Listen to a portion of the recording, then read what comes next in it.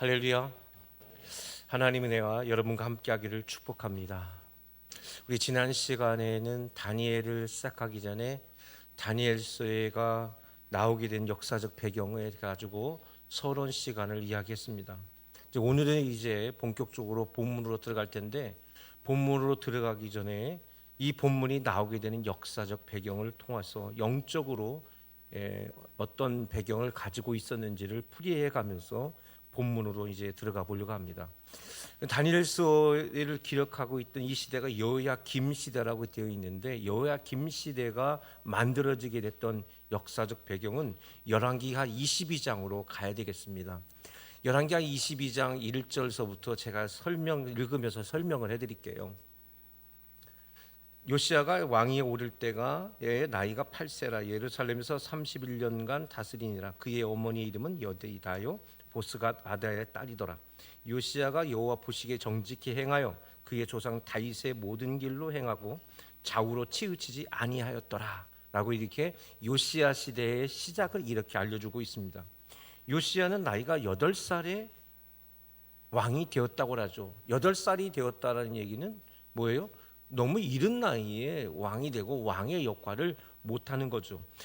요시야의 아버지는 아몬이고요, 아몬의 아버지는 므낫세입니다. 요시야의 할아버지죠. 근데 요시야의 증조부가 누구냐면은 히스기야예요. 그러니까 이스라엘 다윗 이후의 왕조 중에 이 나라가 분열된 왕국 중에 가장 선한 왕이라고 부른 두 왕, 히스기야와 요시야. 우리 지금 본문에 나온 요시야가 바로 이렇게 나오는데, 이 히스기야 왕이 열심히 나라를, 하나님의 말씀에 맞는 나라를 만들었는데, 그의 아들 므낫세가 왕에 55년 동안 있었어요. 55년 있는 동안에 아주 극악무도한 짓들을 다 해서 했습니다. 누구와 같았냐면, 북이스라엘에 아합이 있었다면 남유다에는 누가 있었을까요? 므낫세가 있었어요. 여기에서는 안 나오지만 나라가 멸망은 왜 멸망했느냐, 므낫세의 죄 때문에 멸망했다 할 정도로 뭐예요? 나라가 므낫세 때 심각한 문제가 있었습니다. 55년 동안 있었으니까 경제적으로는 좋았을지 모르지만 나라 내부적으로는 심각한 붕괴가 일어나고 있었던 겁니다. 그 다음에 아몬이 아들이 되는데, 아몬이 왕이 되는데 2년 정도밖에 하지 못하고 있었을 때 무슨 일이 있었냐면 정변이 일어나게 된 겁니다. 지금 말로 말하면 쿠데타가 일어나가지고 그 왕의 신하들이 누구를 죽여? 아몬을 죽여버린 겁니다. 그랬는데 이 사건이 일어나고 되니까 나라가 굉장히 위협 속에 있었는데, 백성들이 이 세력들을 몰아내고 정상적으로 나라를 바르게 세워야 되겠다 해서 세워진 왕이 요시야 왕이에요. 그러니까 나이가 몇 살이에요? 8살에 왕위에 오르게 된 겁니다. 8살이 왕위에 올랐으니 자기가 무슨 일을 하겠어요? 할 수 있는 일이 없죠. 우리는 그래서 이럴 때 우리나라는 뭐라고 말하냐면 수렴청정을 한다고 하지 않습니까? 나라의 왕이 너무 어리다 보니까 할머니가 아니면 누가 나라를 대신해서 다스리는 그런 수렴청정이 일어나게 된 거예요. 3절로 가볼게요. 3절에 보면 이렇게 되어 있습니다. 요시야 왕 18째 해에 왕이 무술람의 손자 아살리아의 아들 서기관 사반을 여호와의 성전에 보내며 이르되, 요시야가 8살에 왕이 올랐는데 이제 18년이 지났어요. 그러니까 나이가 26살이 됐는데, 그러면 이제 본인이 왕의 자리에서 그 역할을 하게 될 수밖에 없는 나이가 된 겁니다. 그러는 동안 자기를 도왔던 수렴청정하던 사람들은 자연스럽게 자연사하고 죽었을 거 아니겠습니까? 이제 본인이 직접 나라를 다스려야 되는데, 내가 그 18년이라는 기간 동안 왕의 역할을 하고 싶어도 자기 마음대로는 못했을 것이고 뭔가 해보려고 하지 못했는데, 굉장히 요시야 왕은 뛰어났습니다. 지혜로운 왕이었어요. 자기가 이제 직접 통치를 했을 때 왕궁을 건설한다든지 큰 토목 공사를 한다든지 군인들을 정비한다든지 이런 일을 했으면 내부적으로 반란이나 내부적인 문제가 일어났을 텐데, 그게 아니라 우리 국민들의 의식을 하나로 모아야 되겠다. 누구처럼? 다윗 왕처럼. 그래서 성전을 청결케 하고 성전을 수리하는 대대적인 토목공사가 진행되게 된 겁니다. 그래서 그 안에서 들어오는 모든 헌금, 성전에 들어오는 헌금은 왕에 들어가는 것으로 단 한 푼도 들어가지 않고 성전 수리하는데 다 써라 하는 이야기가 이제 3절부터 기억되는 거예요. 4절 보면 너는 대제사장 hil기야에게 올라가서 백성이 여호와의 성전에 드린 은 곧 문 지키는 자가 수납한 은을 계산하여 여호와의 성전을 맡은 감독자의 손에 넘겨 그들이 여호와의 성전에 있는 작업자에게 주어 성전에 부셔진 것을 수리하게 하되 곧 목수와 건축자와 미장이에게 주게 하고 또 제목과 다듬은 돌을 사서 그 성전을 수리하게 하라. 그러나 그들의 손에 맡긴 은은 회개하지 말지니 이는 그들이 진실하게 행함이니라. 이렇게 되어 있습니다. 왕이 하나도 손대지 않고 그냥 마음껏 다 일하게 하고 일을 하게 해서 성전을 완전하게 수리하는 일을 시작하게 된 겁니다. 놀라운 일이 일하게 된 거죠. 그런데 놀랍게도 뜻밖의 전혀 상상하지 않았던 놀라운 결과가 일어나게 됐어요. 8절 보니까 8절을 같이 읽어봅시다. 시작. 대제사장 hil기야가 서기관 사반에게 이르되 내가 여호와의 성전에서 율법책을 발견하였노라 하고 hil기야가 그 책을 사반에게 주니 사말이 읽으니라. 전혀 상상하지 못했던 게 있는데 성전이 다 뭐예요? 제대로 된 예배도 드리지 못했고 성전이 완전히 피폐해가지고 쓸 수 없게 됐던 거였습니다. 그런데 이것을 청소하게 정결하게 하니까 백성들이 사방에서 몰려왔을 거 아닙니까? 왜냐하면 우리들의 신앙은 원래 여호와 하나님을 섬기는 신앙이었는데 그 앞에 선대의 므낫세가 이걸 다 없애버리고 우상 숭배하고 바알과 아세라 신을 섬기는 수많은 더러운 짓들을 다 했단 말이에요. 그러니까 백성들이 집에서 있고 성전에 가지 못하는 그런 상황이어가지고 성전이 그 55년 동안 그냥 다 피폐해진 상태가 있었는데 성전이 수리된다고 하니까 백성들이 사방에서 올라온 거예요. 우리가 가서 그 건축하는 일에 돕자 해서 자발적으로 헌금하게 하고 그 헌금을 가지고 온전하게 다 청소하고 수리를 하고 있는데 전혀 뜻밖의 어떤 사건이 있었냐면 토라가 발견된 거예요. 토라, 그들의 신앙의 중심인 토라, 창세기, 출애굽기, 레위기, 민수기, 신명기가 발견되게 된 거예요. 이 말이 안 되는 거잖아요. 목사님이 교회 청소하다가 성경을 발견한 거예요. 자기들도 성경 한 번도 못 봤고 자기 조상들도 못 본 성경을, 교회 목사가 성경을 갖다 와서 청소하다가 성경을 찾았는데 교회 성도들이 아무도 몰라. 국민 전체가 성경이 있는지도 몰라. 그 성경책을 찾았다고 생각을 해봐요. 이게 얼마나 기가 막힌 사건입니까? 엄청난 기가 막힌 사건이 일어나게 된 거예요. 그 대제사장도 성경이 있는지도 몰랐고 서기관도 그렇고 국민들도 아무도 분명히 성경 토라가 있다는 얘기는 듣긴 들었는데 듣지도 못하고 보지도 못하고 이런 상태인데 뜻밖의 그것이 발견되는 어마어마한 사건이 일어나게 된 거예요.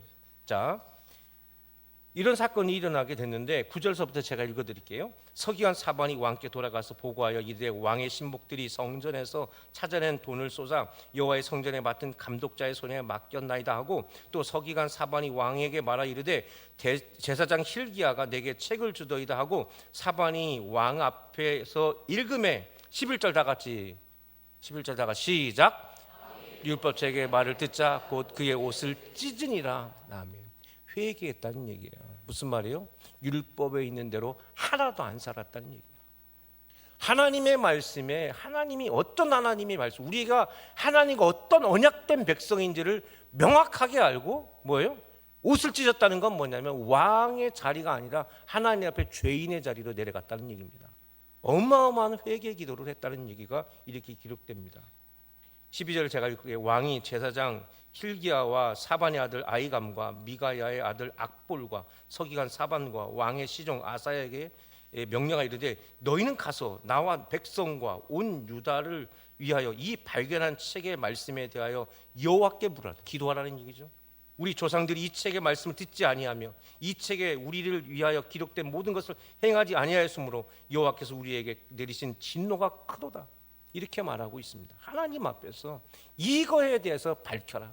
지금까지 우리가 하나님 말씀 없이 살았다라고 말하는 이 놀라운 장면이 일어나게 된 겁니다. 그래서 나라가 분열되고 나서 유명한 두 가지 사건이 히스기야의 종교개혁과 요시야의 종교개혁 이렇게 된 겁니다. 요시아가 어떤 종교 개혁을 했는지 간단하게 딱 두 가지만 보겠습니다.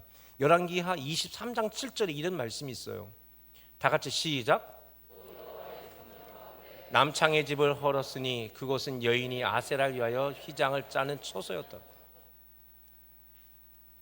이들이 청소를 하고 수리를 하는데 이 토라의 말씀을 읽고 나서 우리가 우상을 숭배하는 것이 얼마나 큰 죄인지, 우리는 하나님과 언약된 백성인지, 우리가 어떤 백성인지를 알게 돼서 깨닫게 돼서 이 성전 안에 있던 모든 것들, 지금까지 이것이 옳다라고 생각했던 것들이 있었는데 그 중에 하나 남창이 있었어요. 여러분 그 다음 여러분 집에 가서 23장을 다 읽어보시면 되겠지만 온갖 우상들이 그것에 다 있었습니다. 다 있었어요. 성전 안에 다 있었습니다. 근데 남창이라는 게 뭐냐면 이 남자들이 창기로 있었던 거예요. 제사장들이 제사를 지내는 행위가 뭐였냐면 제사장들이 그곳에서 성행위를 하면 하나님이 기뻐한다고 생각하는 우상 숭배자들이 했던 모든 것들을 다 했습니다. 저 8절에 가면 뭐가 나오냐면 몰락에게 자식을 바치는, 그렇게 해서 생긴 아이들, 남창도 있었겠지만 여창도 있을 거 아니겠습니까? 그래서 고급 귀족들 여자들은, 딸들은 제사장들과 이렇게 성전에서 성관계를 맺은 딸은 거룩한 딸이라고 해가지고 이런 딸들이 가장 귀족들의 부인들이 됐단 말이죠. 그래서 생긴 아이들은 어디다 바쳐요? 흰놈의 아들 골짜기에 가가지고 몰래에게 던져버리는 이런 인신공양을 했단 말입니다. 이런 악한 짓들이 계속 됐었어요. 사람을 죽이고. 이게 누가 그 짓을 했냐면 아합이 그것을 했고, 북이스라엘 아합이 그 짓을 했어요. 이세벨과 함께. 근데 그걸 누가 했냐면 자기 할아버지 므낫셋이 그 짓을 했단 말이죠. 근데 그게 지금까지 계속 내려오고 있었고 이것이 잘못된 것인지 모르고 그래야 신이 좋아한다라고만 알고 있었는데 성경을 읽어보니까 이게 뭐였어요? 다 죄였다는 거예요. 가증한 죄. 하나님께 드려지는 예배는 이게 아니었다는 것을 깨닫게 된 거예요. 할렐루야. 깨닫게 된 거예요. 뭘 통해서? 성경을 통해서. 우리가 무엇을 읽어야 돼요? 할렐루야. 그걸 했던 것입니다. 여러분, 아합과 이세벨이 엘리야와 함께 그 싸움을 있었잖아요. 갈멜산에서의 싸움이 있었을 때 보면 바알과 아세라를 섬기는 그 제사장들, 북이스라엘입니다. 450명, 400명이라고 했어요. 이들이 다 무슨 짓을 했냐면 우상 숭배를 했지만 저렇게 성전 안에서 남창이 있었고 제사장이 창기였던 거예요. 이런 더러운 짓들을 어디에서 했다는 얘기예요? 하나님의 이름으로, 우리를 구원하신 하나님의 이름으로 성전에서 이런 더러운 짓들을 므낫세 55년 동안 이 짓을 하게 된 겁니다. 나라가, 그리고 국민들이 성적으로, 도덕적으로, 윤리적으로 신앙을 넘어서라도 얼마나 잘못되고 불결한 행동들을 했겠는가라고 생각을 해보면 지도자들이 그런 행동을 하는데 백성들이 어떻게 했어요? 가정도 없고 부모도 없고 도덕도 없고 윤리도 없는 그런 나라가 되어졌던 것입니다. 또 한 가지를 볼까요? 놀라운 사건이 또 나와요. 23장 21절 23절까지인데요. 이것도 읽어봅시다. 같이 시작. 왕이 뭇 백성의 명령하여 이르되 이 언약책에 기록된 대로 너희 하나님 여호와를 위하여 유월절을 지키라 하며 사사가 이스라엘 다스리던 시대부터 이스라엘 여러 왕의 시대와 유다 여러 왕의 시대에 이렇게 유월절을 지킨 일이 없었더라. 23절 시작. 요시야 왕 18째 해에 예루살렘에서 여호와 앞에 이 유월절을 지켰더라. 아멘. 요시야가 스스로 왕권을 가지고 일을 하기 때 그 청소하고 성전을 수리하다가 자신들도 듣도 보지도 못한 그 토라를 발견하고 나서 그 성전과 또 예루살렘에 있던 온갖 우상들을 다 없애버리고 싹 없애버리고 더러운 것들 다 철파해내버리고 제일 먼저 한 게 뭐냐? 유월절 절기를 지켰어요. 할렐루야. 근데 유월절 절기가 뭐라고 말하냐면 사사시대 때부터 지금까지라고 했습니다. 사사시대가 언제입니까? 여호수아가 시대가 끝나고 난 그 다음이에요. 그러니까 출애굽 1세대가 있고 가나안에 정착하는 것이 출애굽 2세대 있는데, 출애굽 2세대가 끝난 출애굽 3세대 때부터 지금까지 단 한 번도 국가 차원의 유월절을 지킨 적이 뭐예요? 단 한 번도 없었던 거예요. 유월절이 뭡니까? 독립기념일이에요. 독립기념일. 이스라엘 백성들이 죄로부터, 노예로부터 해방된 독립기념일, 그것을 국가가 한 번도 지킨 적이 없는 거예요. 왜 안 지켰어요? 왜 안 지켰어요? 성경을 몰랐기 때문이에요. 이게 하나님의 명령인지를 모르는 거예요. 이것을 왜 해야 되는지 우리는 몰랐던 거예요. 왜 해야 되는지, 이게 무슨 의미가 있는지. 여러분, 우리가 하나님 앞에서 드리는 이 예배와 이 절기가 얼마나 중요한지 몰라요. 이건 하나님과의 언약된 백성의 행위인 거예요. 내가 하나님의 백성이기 때문에 예배를 드리는 거예요. 내가 예배 안 드리면 하나님의 백성 아닌 거예요. 이게 그렇게 중요한 거라고요. 근데 내가 예배에 대해서 쉽게 생각하고 안 드려도 되고 생각하는 것은 내 안에 하나님 안 계신 거예요. 정확합니다. 명확합니다. 우리가 하나님의 백성이면 가장 첫 번째로 뭐부터 해야 된다? 예배해야 된다. 예배를 빠질 수가 없는 거예요. 할렐루야. 이게 우리 하나님의 백성이란 뜻이에요. 이 사사시대 때서부터 지금까지 유월절 절기를 처음, 왕의 주도하에 유월절을 처음으로 유월절 절기를 지켰더라. 할렐루야죠. 할렐루야죠. 예수님 때는 어떻습니까? 예수님께서 십자가에 못 박혀 돌아가실 때가 유월절이었어요. 근데 그 유월절에 누구를 죽여요? 하나님의 아들 예수 그리스도를 죽여요. 예. 그 이후에도 이 유월절 절기를 안 지킨 겁니다. 성경에 유일하게 딱 한 번이에요. 지금까지도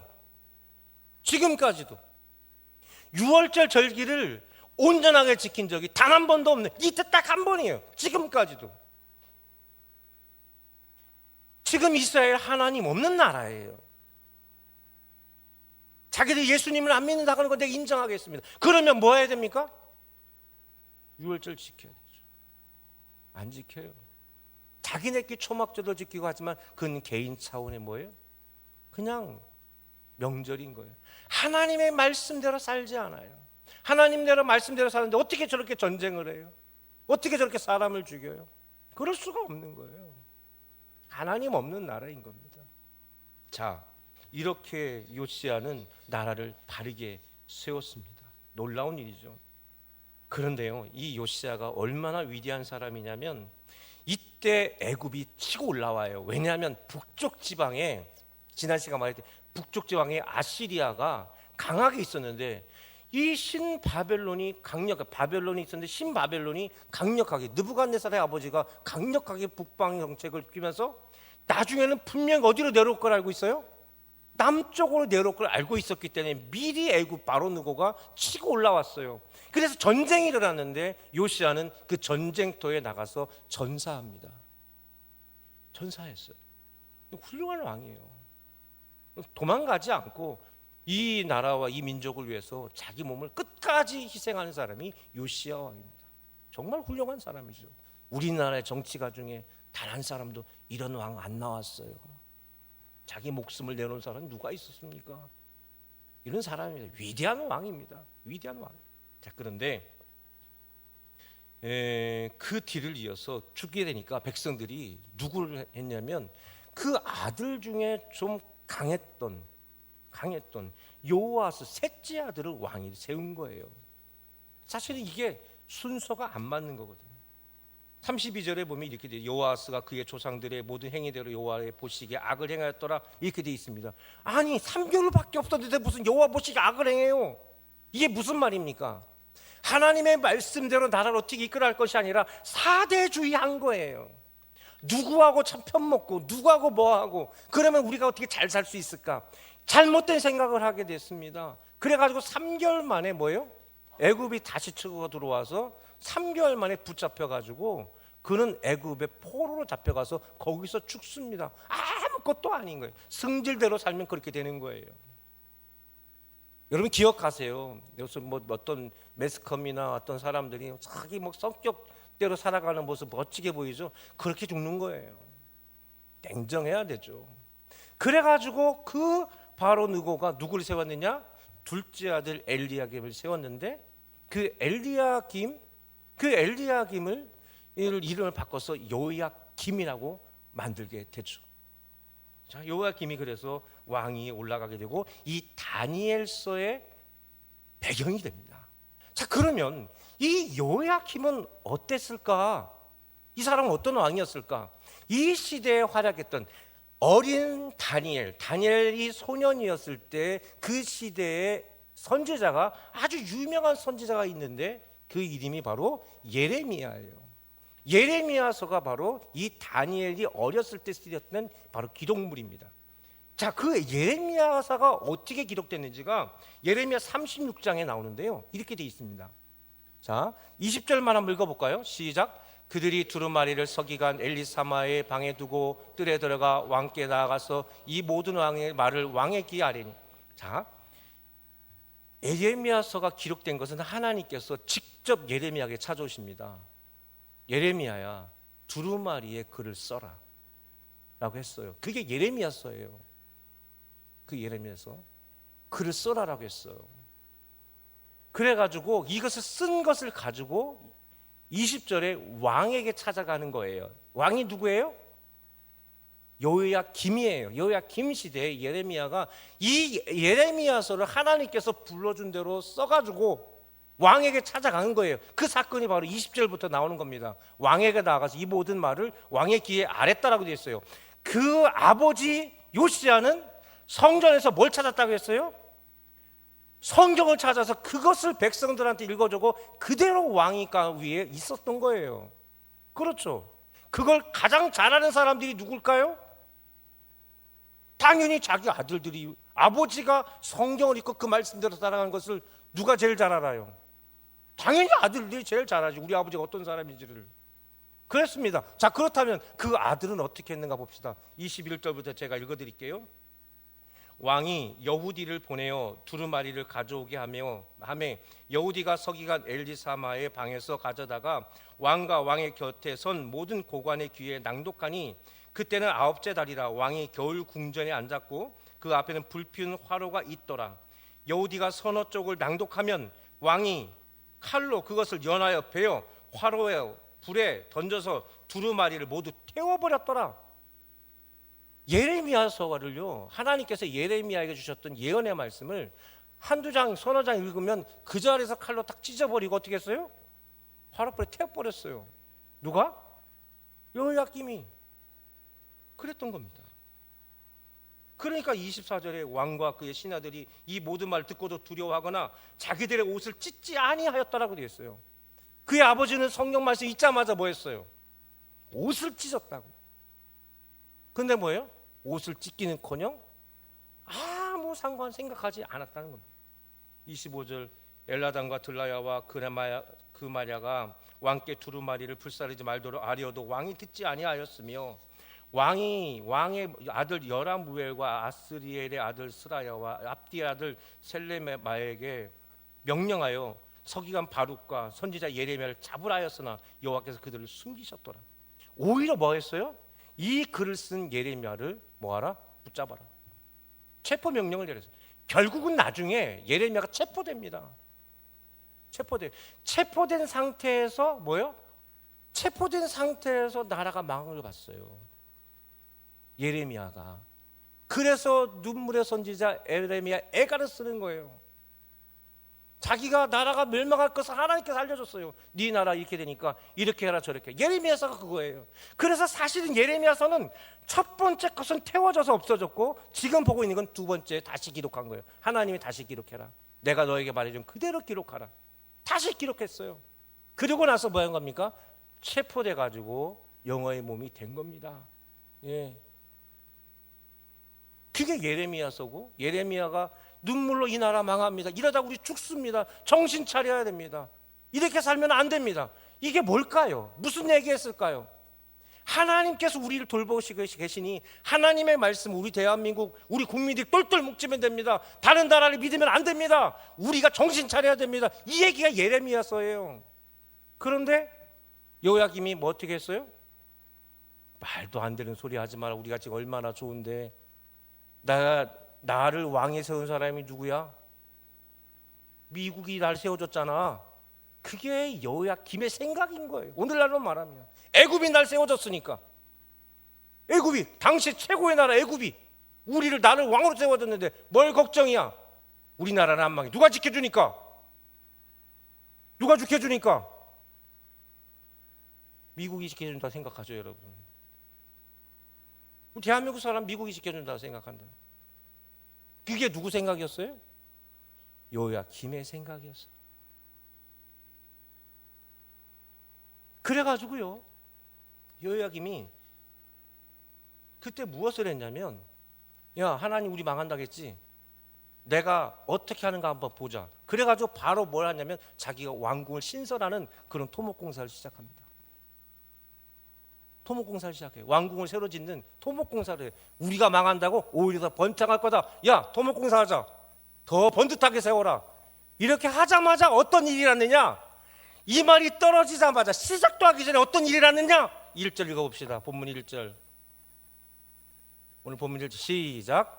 유다왕 요야킴이 다스린 지 3년이 되는 해에 바벨론 왕 느부갓네살이 예루살렘에 이르러 성을 에워쌌더니 요 사건이 일어난 거예요. 이게 일어난 거예요. 누구만 모른 거예요? 요야킴과 백성들만 몰랐던 거예요. 하나님이 이미 다 알려줬어요. 이 나라 망한다. 왜? 북방이 더 강하기 때문에 치고 내려올 거니까 그 남쪽 믿지 말고 정신 바짝 차리고 그 속에서 버틸 준비하라고 예레미야서를 통해서 알려줬어요. 제가 오늘 이 말씀을 준비하면서 아주 나쁜 말 한마디만 여러분 설교 시작 하면 안 되는데 이 얘기를 하고 싶었어요. 우리나라 욕 중에 아주 비슷한 욕 2개가 있습니다. 이 이야기 들으세요. 하나는 병신이라는 말이 있고요. 병신이라는 말과 아주 비슷한 말이 있어요. 뭐요? 등신. 이해하고 들으세요. 병신이라는 말은 몸이요, 사고가 나거나 태어날 때서부터 장애를 입어서 정상적으로 활동을 못하는 사람들을 활동을 못하잖아요. 그것을 가지고 풍자에 산 욕이에요. 그래서 사람이 좀 모질라게 행동하면 저거 병신이구나 이렇게 말하는 거예요. 예, 원래 모질라니까. 그런데 등신이라는 말은 뭐냐면, 원래 등신이라는 말은 이 쇠나 흙이나 뭐 돌이나 뭐 나무나 이런 걸 가지고 사람을 만들어서 이렇게 조각해서 만들어 놓은 거 있잖아요. 요거를 등신이라고 불렀어요. 원래는 욕이 아니라. 그런데 요 사람이 마치 이 인형처럼 갑자기 다리가 하나 부러지면 어떻게 돼요? 넘어지잖아요. 이것처럼 사람이 정상적으로 아무 문제 없는 사람이 누구처럼 행동하는 거? 병신처럼 행동하는 사람을 뭐라 부른다? 이건 아멘 안 해주세요. 이건 등신이. 이게 등신이라 불렀어요. 등신이라 불렀어요. 제가 지금 누구를 두고 하는 말일까요? 여호야김일까요? 우리 대한민국 국민들일까요? 그건 여러분들 알아서 생각하세요. 여러분 한번 알아서 생각하세요. 저는 분명히 누구라고 말 안 했습니다. 우리 목사님 우리 뭐 등신이라고 해서 가면 안 돼요. 적어도 여호야김은 뭐였어요? 등신이었습니다. 왜요? 선지자를 통하여 하나님께서 말씀을 알려줬다고요.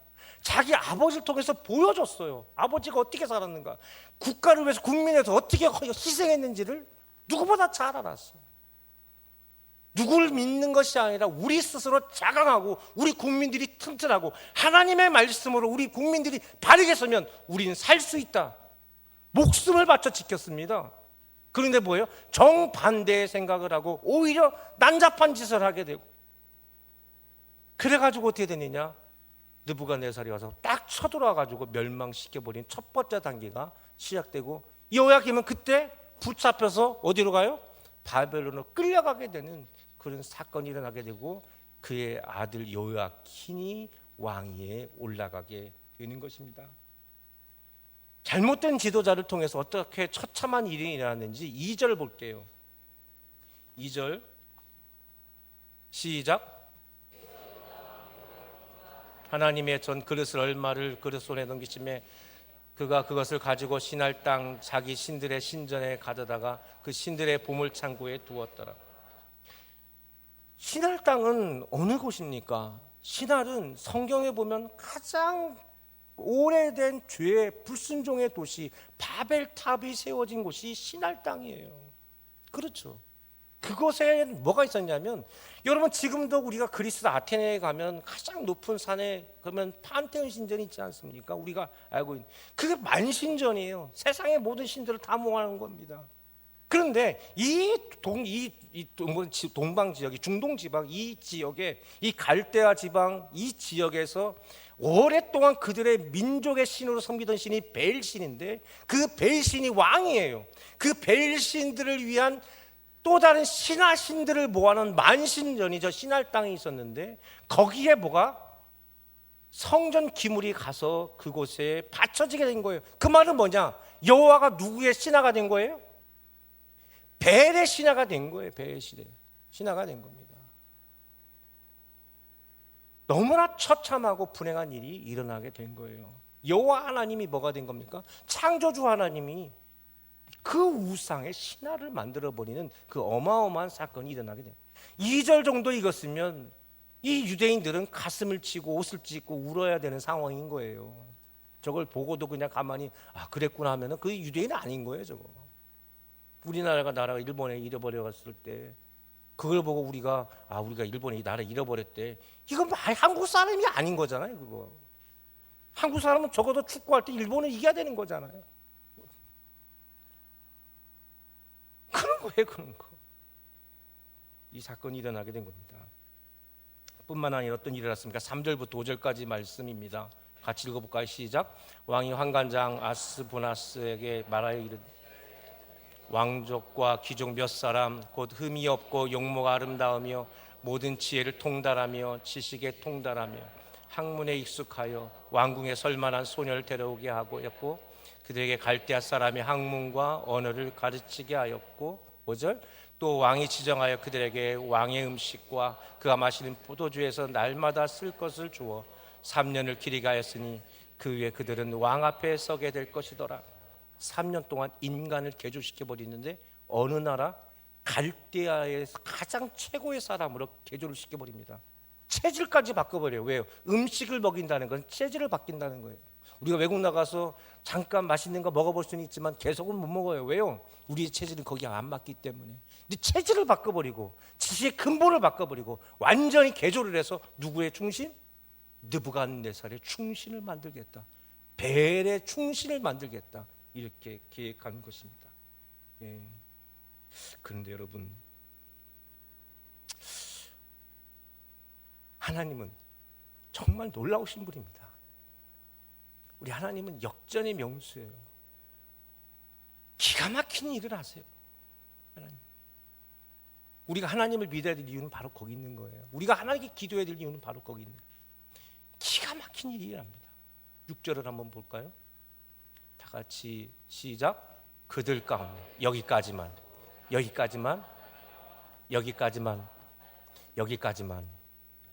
그들 가운데 뭐라고요? 누구 가운데?